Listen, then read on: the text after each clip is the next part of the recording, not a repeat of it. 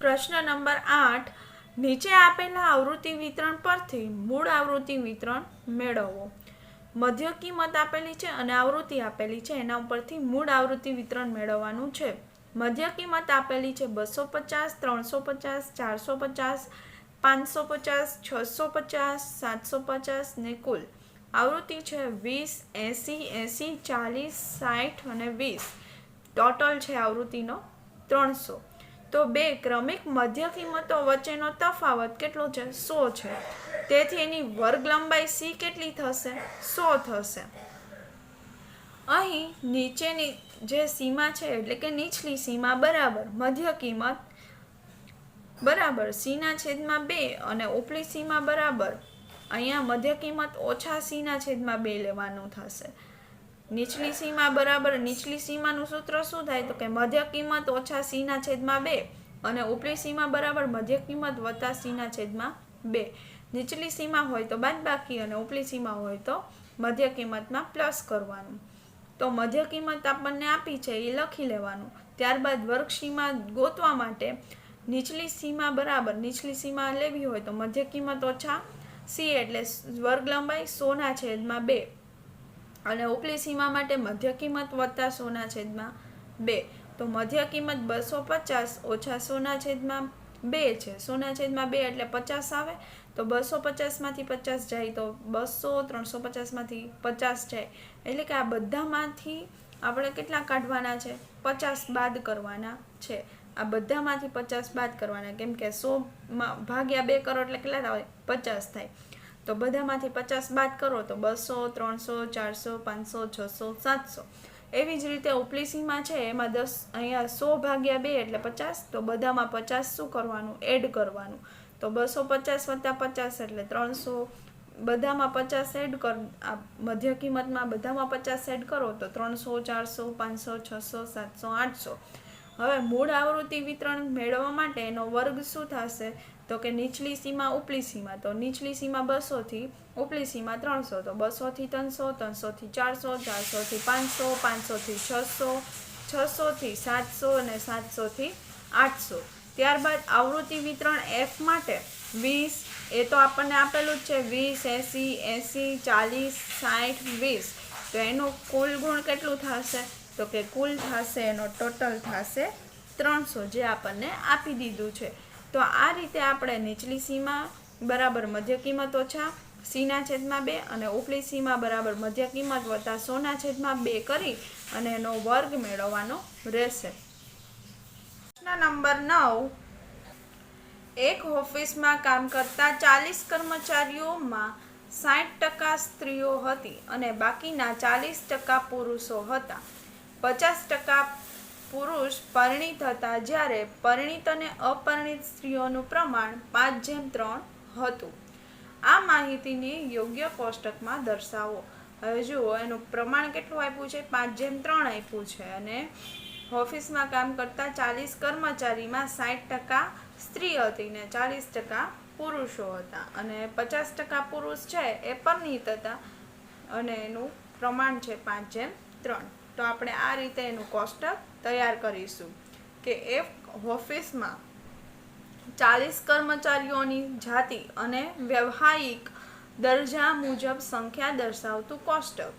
જાતિ એમાં આવશે પુરુષ અને સ્ત્રી, વ્યવહારિક દરજ્જો એમાં પરિણીત અને અપરિણીત ને એનું કુલ। હવે એની ગણતરી કઈ રીતે કરવી એ પહેલાં સમજી લઈએ। તો સ્ત્રીઓની સંખ્યા કેટલી છે? તો કે 40 ટોટલ કર્મચારી છે એમાંથી 60% સ્ત્રી છે એટલે 60/100 કરો એટલે 24 મળે। જ્યારે પુરુષ છે એને બાકીના જે છે એ પુરુષની સંખ્યા છે તો 40માંથી 24 બાદ કરો એટલે 16 છે એ પુરુષ મળે અને 24 છે એ સ્ત્રી મળશે। હવે પરિણીત પુરુષની સંખ્યા કેટલી છે? તો કે 16 × 50/100 50%। એટલે કે પુરુષની સંખ્યા અને એ પરિણીત હોય એવા તો કે 50% છે એટલે કે 16 છે એમાંથી જે ટોટલ પુરુષ 16 છે એના 50% છે એ પરિણીત છે એટલે કે 16ના 50% એટલે કે 8 થશે અને અપરિણીત પુરુષની સંખ્યા કેટલી થઈ? તો 8 એટલે કે અડધા પરિણીત છે અને અડધા અપરિણીત છે. 16 પુરુષ છે ટોટલ, એમાંથી 8 પરણેલા છે અને 8 અપરણેલા છે. ત્યારબાદ પરિણીત સ્ત્રીઓની સંખ્યા, પરિણીત હોય એવી કેટલી, તો કે 5/8 ગુણ્યા 24, એટલે ટોટલ છે કેટલી સ્ત્રી, 24 છે. એમાંથી 5/8 એટલે કે 8 જે છે એ પરિણીત છે એના 5 ભાગના, એટલે કે શું કામ તો કે 5/3, 5/3 છે તો 5 ને 3 કેટલા થાય, 8 થાય. ટોટલ 8 છે. એમાંથી પરિણીત અને અપરિણીત માટે 5/3 છે, તો પરિણીત છે એ 5 છે અને અપરિણીત છે એ 3 છે, અને ટોટલ 5/3 એટલે 5 ને 3 8 થશે. તો 5/8 એ પરિણીત છે, એટલે 24 ગુણ્યા 5/8 બરાબર 15. અને અપરિણીત સ્ત્રીઓની સંખ્યા તો કે 3/8 ગુણ્યા 24. 24 શું કામ એને લીધા, કેમ કે આપણે સ્ત્રીઓની સંખ્યા ગોતવાની છે કે પરિણીત છે કે અપરિણીત. તો સ્ત્રીઓની સંખ્યા માટે આપણને કીધું છે કે 5/3 લેવાનું છે. તો 5/3 પ્રમાણે લઈએ તો 5 ને 3 8 થાય, તો છેદમાં 8 આવશે. અને પરિણીત માટે 5 ને અપરિણીત માટે 3, અને ટોટલ સંખ્યા 24. તો 24 ગુણ્યા 5/8 એટલે 15, અને અપરિણીત સ્ત્રીઓની સંખ્યા 3/8 ગુણ્યા 24 એટલે કે 91 આવે. તો આ બધી સંખ્યાને આપણે અહીંયા કોષ્ટકમાં મૂકી દઈશું. તો પુરુષ છે અને એમાં પરિણીત હોય એવા 8 અને અપરિણીત હોય એવા 8. સ્ત્રીઓની સંખ્યામાં પરિણીત હોય એવા 15 અને અપરિણીત હોય એવા 9. કુલ સંખ્યા 8 ને 15 23, અપરિણીત હોય એવા 8 ને 9 17. અને આમાં તો કે પુરુષની સંખ્યા 16 અને સ્ત્રીની સંખ્યા 24. બંનેનો ટોટલ કેટલો આવી જશે, 40. તો આ રીતે આપણે એક ઓફિસના જે 40 કર્મચારીઓની જાતિ છે અને વ્યવહારિક દરજ્જો છે એના મુજબનો જે સંખ્યા દર્શાવતું કોષ્ટક છે એ આ દોરવાનું રહેશે. દાખલા નંબર 10. 100 કામદારોના માસિક આવક વિશે નીચે માહિતી આપેલી છે, તે પરથી મૂળ આવૃત્તિ વિતરણ તૈયાર કરો. માસિક વેતન આપેલું છે થી ઓછું, એમાં 2400, 2900, 3400, 4400, 4400, 5400, 5900 અને 6400 છે. કામદારની સંખ્યા છે 0, 3, 12, 30, 55, 78, 88, 95 અને 100. હવે અહીં બે ક્રમિક ઉર્ધ્વસીમાઓ વચ્ચેનો, થી ઓછું છે એટલે ઉર્ધ્વસીમા, વચ્ચેનો તફાવત કેટલો છે તો કે 500 છે. તેથી વર્ગ લંબાઈ C બરાબર 500 થશે. તો એના પરથી આપણે મૂળ આવૃત્તિ વિતરણ નીચે મુજબ મેળવીશું. તો માસિક વેતનથી ઓછું આપેલું છે એ આપણે લખી લેવાનું છે. કામદારની સંખ્યા CF એટલે એ પણ આપણને આપેલી છે તો એ પણ લખી લેવાનું છે. એના ઉપરથી આપણે મૂળ આવૃત્તિ વિતરણ એટલે માસિક વેતન રૂપિયા, તો કે આપણે વર્ગ લંબાઈ 500નું આપેલું છે, તો 2400 આપણે અહીંયા કઈ રીતે થશે તો કે 1900 થી 2400, 1900 થી 2400. ત્યારબાદ 2400 થી 2900, 2900 થી 3400, 3400 થી 3900, 3900 થી 4400, 4400 થી 4900, 4900 થી 5400, 5400 થી 5900, 5900 થી 6400. આ રીતે 500 500 નું CF આવે એ રીતે લેવાનું છે. 2400 છે, આ 2400 છે તો એની આગળની રકમ કઈ લેવી તો કે એમાંથી 500 બાદ કરી નાખો, જે વર્ગ લંબાઈ આપને આપી છે એ બાદ કરો એટલે 1900 મળે. એટલે આ રીતે આપણને મળશે. હવે કામદારની સંખ્યા F ગોતવું હોય તો શું થાય તો કે CF ને પહેલા જોવાનું. CF કેટલું છે 0, પહેલા તો 0 લઈ લીધા. ત્યારબાદ 3 માંથી 0 બાદ કરો તો 3 વધે, 12 માંથી 3 બાદ કરો 9, 30 માંથી 12 જાય તો 18, 55 માંથી 30 બાદ કરો 25, એટલે કે નીચેનામાંથી ઉપરનું બાદ કરવાનું છે. 78 માંથી 55 બાદ કરતા 23 મળે, 88 માંથી 78 બાદ કરતા 10 મળે, 95 માંથી 88 બાદ કરતા 7 મળે, 100 માંથી 95 બાદ કરતા 5 મળે. એટલે કે આ રીતે 100 માંથી આ આપણે બાદ કરતું જવાનું છે. પછી આમાંથી આ બાદ કરતું જવાનું છે, આમાંથી આ બાદ કરતું જવાનું છે, આમાંથી આ બાદ કરતું જવાનું છે. આ રીતે આપણે નીચેમાંથી ઉપરનું જે છે એ બાદ કરતું જવાનું છે. અને આ બધાનો જે ટોટલ આવશે કેટલો મળશે તો કે આ બધાનો ટોટલ છે આપણને 100 મળી જશે. જે કામદાર છે એ માસિક આવક મળશે, તો એ આપણે કામદારોની સંખ્યા F બરાબર 100 સંખ્યા મળી જશે.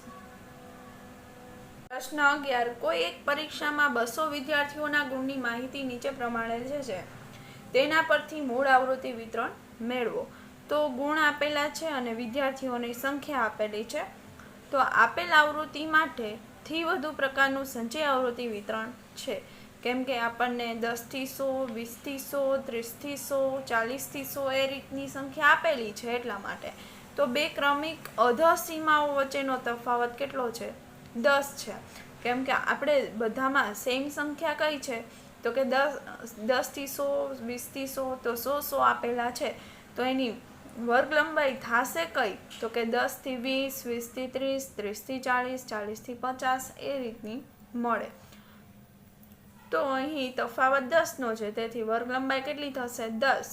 તો મૂળ આવૃત્તિ વિતરણ નીચે પ્રમાણે આપને મળે. તો ગુણમાં આપણે 10 થી 100, 20 થી 100, 30 થી 100 આ રીતે આપણે 90 થી 100 સુધી લખવાનું છે.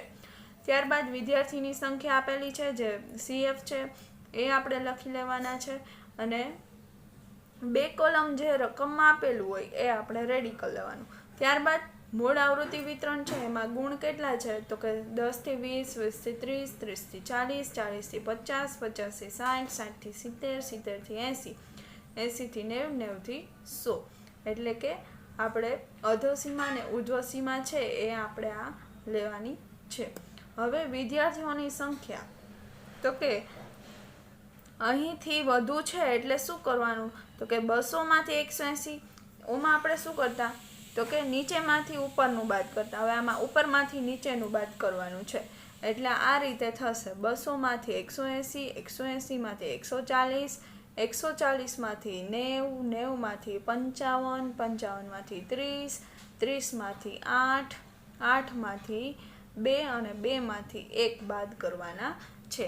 તો 200 માંથી 180 બાદ કર્યા 20, એવી રીતે આપણે બાદ કરીએ તો 20, 40, 50, 35, 25, 6, 1 અને 1 આ રીતે આપણને સંખ્યા મળે. અને આનો ટોટલ કેટલો થશે? તો કે n બરાબર 100 થશે. તો આ રીતે જો થી ઓછા હોય તો નીચેમાંથી ઉપરનું બાદ કરવાનું, અને થી વધુ હોય તો આ જે ઉપરની સંખ્યા છે એમાંથી નીચેનું બાદ કરવાનું રહેશે. દાખલા નંબર 12. નીચે આપેલ આવૃત્તિ વિતરણ પરથી મૂળ આવૃત્તિ વિતરણ મેળવો. મધ્ય કિંમત અને આવૃત્તિ આપેલી છે. તો અહીં બે ક્રમિક મધ્ય કિંમત વચ્ચે તફાવત કેટલો છે? તો કે 12.5 ને 17.5 વચ્ચેનો તફાવત કેટલો છે? તો કે 5 છે. એટલે વર્ગ લંબાઈ 5 થાય. તો એનું આવૃત્તિ વિતરણ આપને મૂળ આવૃત્તિ વિતરણ માટે કોષ્ટક દોરવું પડશે. તો પહેલાં તો મધ્ય કિંમત લખી લેવાની છે. તો મધ્ય કિંમત લખાઈ જાય 12.5, 17.5, 22.5, 27.5, 32.5, 37.5, 42.5 અને 47.5 આ રીતે રકમ લખાઈ જાય. ત્યારબાદ એની વર્ગ સીમાઓ લખવાની છે. જો મધ્ય કિંમત આપેલી હોય ને ત્યારે આ સૂત્રનો ઉપયોગ કરવાનો રહેશે નીચલી સીમા અને ઉપલી સીમા શોધવા માટે. કેમ કે આપણે તો એની મધ્ય કિંમત આપી છે, તો એનો આગળનો ભાગ અને પાછળનો ભાગ બંને શોધવાનું હોય તો સૂત્ર મૂકવું પડે. તો મધ્ય કિંમત છે એમાં જો નીચલી સીમા હોય તો બાદબાકી કરવાની, ઉપલી સીમા હોય તો સરવાળો કરવાનો. નીચલી સીમા માટે મધ્ય કિંમત માઇનસ c/2 અને ઉપલી સીમા માટે મધ્ય કિંમત વત્તા c/2. તો આપણે 12.5 છે. હવે નીચલી સીમા c/2, c કેટલું છે? વર્ગ લંબાઈ 5 છે. એને ભાગ્યા 2 કરો એટલે કેટલા થાય? 2.5 થાય. તો જેટલી મધ્ય કિંમત છે એમાંથી આપણે શું બાદ કરવાનું? 2.5 બધામાંથી બાદ કરી નાખવાના. તો જવાબ કેટલો હશે? 12.5 માઇનસ 2.5 એટલે 10. પછી એ રીતે બધામાંથી 2.5 બાદ કરતા 15, પછી આવશે 20, 25, 30, 35, 40 ને 45. તો આ રીતે આપણને સંખ્યા મળે. હવે ઉપલી સીમા છે તો એમાં એડ કરવાનું. તો c/2 એટલે 5/2 2.5. તો આમાં 2.5 બધી સંખ્યા જે છે મધ્ય કિંમત, પ્રત્યેક મધ્ય કિંમતમાં આપણે 2.5 છે પ્લસ કરવાનું, એટલે કે આપણે એમાં એડ કરી દઈશું. તો 12.5 છે એમાં 2.5 નાખીએ તો 15, એ રીતે બધામાં 2.5 એડ કરીએ તો 20, 25, 30, 35, 40, 45 ને 50. તો આ રીતે સંખ્યા મળે. તો નીચલી સીમા 10, ઉપલી સીમા 15, તો એ શું થઈ ગયું? વર્ગ બની ગયું. તો અહીંયા આપણે વર્ગનું કોષ્ટક બનાવીશું. મૂળ આવૃત્તિ વિતરણ વર્ગની કોલમમાં 10 થી 15, 15 થી 20, આ જે નીચલી ઉપલી આવી લખવાનું રહેશે. 25 થી 30, 30 થી 35, 35 થી 40, 40 થી 45, 45 થી 50. ત્યારબાદ એની એફ આપેલી છે, જે આપણને રકમમાં આપી હતી એ લખવાની છે. 12, 18, 16, 22, 14, 10, 6 અને 2. તો આ રીતે એની આવૃત્તિ લખી લેવાની છે. પ્રશ્ન નંબર 13. અમદાવાદ શહેરમાં વ્યક્તિઓના પરિવહન માટે કુલ 1000 બસો છે. તેમાંથી 350 બસ BRTC તરીકે ઉપયોગ થાય છે, જ્યારે બાકીના AMTS તરીકે ઉપયોગ થાય છે. કુલ 400 વાતાનુકૂલિત બસમાંથી 250 BRTS બસ છે. તો આ માહિતીને યોગ્ય કોષ્ટકમાં રજૂ કરો. હવે આ માહિતી ઉપરથી આપણે કોષ્ટક સૌપ્રથમ બનાવી લઈશું અને અમદાવાદ શહેરમાં હેડિંગ આપીશું. અમદાવાદ શહેરમાં પરિવહનના પ્રકાર અને બસના પ્રકાર મુજબ વ્યક્તિઓની સંખ્યા દર્શાવતું કોષ્ટક. પરિવહનના પ્રકાર છે BRTS ને AMTS. ત્યારબાદ બસના પ્રકાર છે વાતાનુકૂલિત અને બિન વાતાનુકૂલિત, એટલે કે એસી વાળી અને નોન એસી વાળી. તો એમાં BRTS ની અંદર આપણને કેટલી સંખ્યા આપેલી છે? તો કે સૌ પ્રથમ તો 1000 બસ છે, એટલે અહીંયા ટોટલ કેટલો છે? 1000 છે, એ લખાઈ ગયું. સૌ પ્રથમ તો 1000 બસ છે, એટલે સૌ પ્રથમ અહીંયા 1000 લખ્યા. ત્યારબાદ તેમાંથી 350 બસ છે એ BRTS ની છે, એટલે કે 350 BRTS ની છે. અને જ્યારે બાકીના AMTS, એટલે 1000 માંથી 350 કરો એટલે કેટલા વધશે? 650 વધે. આમાંથી આ બાદ કરો એટલે 650. ત્યારબાદ 400 છે ને એ કુલ છે, કુલ વાતાનુકૂલિત, એટલે 400 વાતાનુકૂલિત છે. એમાંથી 250 છે ને એ BRTS ની છે. તો 400 માંથી 250 બાદ કરો એટલે કેટલા મળ્યા? 150 મળી ગયા. હવે બાકીનું શું વધ્યું? તો કે આ 3 વધ્યા. આ પણ આપણને મળી ગયું. 400 માંથી 250 બાદ કરે એટલે 150 મળ્યા. હવે અહીંયા 1000 માંથી 400 જાય તો 600 મળે. 650 માંથી 150 બાદ કરો તો 500 મળે. 350 માંથી 250 બાદ કરો તો 100 મળે. તો આ રીતે આપણને બધા જે બોક્સ છે એ મળી જશે. ત્યારબાદ 14મો પ્રશ્ન છે.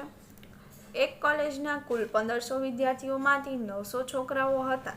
તેમાંથી 250 છોકરાઓ વિજ્ઞાન પ્રવાહના હતા અને જ્યારે 250 છોકરીઓ વાણિજ્ય પ્રવાહમાં હતી. છોકરીઓ વાણિજ્ય પ્રવાહમાં હતી. તો આ માહિતીને યોગ્ય કોષ્ટકમાં રજૂ કરો. તો કોલેજના વિદ્યાર્થીઓની વિદ્યા શાખા અને જાતિ મુજબ સંખ્યા દર્શાવતું કોષ્ટક. વિદ્યા શાખા કઈ છે? તો કે વિજ્ઞાન પ્રવાહ છે અને વાણિજ્ય પ્રવાહ છે. 2 છે પ્રવાહ, વિજ્ઞાન પ્રવાહ અને વાણિજ્ય પ્રવાહ. જાતિ છે છોકરાઓ અને છોકરીઓ. તો વિજ્ઞાન પ્રવાહમાં હોય અને છોકરાઓ હોય એવા ટોટલ પહેલાં તો રકમ વાંચીને પહેલાં તો એનો ટોટલ લખવાનો છે. તો ટોટલ કેટલો છે? કોલેજના કુલ વિદ્યાર્થી છે 1500. ત્યારબાદ વિદ્યાર્થીઓમાંથી 900 છોકરા છે. ટોટલ છોકરાઓ કેટલા છે? છોકરાઓની કોલમમાં ટોટલ છોકરા 900 છે. ત્યારબાદ 250 છોકરાઓ વિજ્ઞાન પ્રવાહમાં છે. તો વિજ્ઞાન પ્રવાહના 250. જ્યારે 250 છોકરીઓ વાણિજ્ય પ્રવાહમાં છે, એટલે 250 વાણિજ્ય પ્રવાહમાં છોકરી છે. તો આપણે બાકીનું જે છે એ ગોતવાનું છે. તો 900 માંથી 250 કાઢીએ તો 650 થાય. તો 650 મળ્યું ને આપણી પાસે આ પણ છે. તો 650 માંથી 650 અને 250, તો આ બંનેનો ટોટલ એટલે 950 થયા. તો આ 950 મળી ગયા. તો હવે 150 અહીંયા 1500 છે. 1500 માંથી 900 બાદ કરી તો કેટલા મળી જાય? 600 મળ્યા. હવે 600 મળ્યા તો 600 માંથી 250 બાદ કરીએ તો 350 મળે, અને 350 વત્તા 250 એટલે કે 600, અથવા તો તમે 1500માંથી 900 બાદ કરો તો પણ 600 મળે, અને અહીંયા 600માંથી 250 બાદ કરો તો 350 મળે. આ રીતે આપણે આખું કોષ્ટક રેડી કરવાનું છે.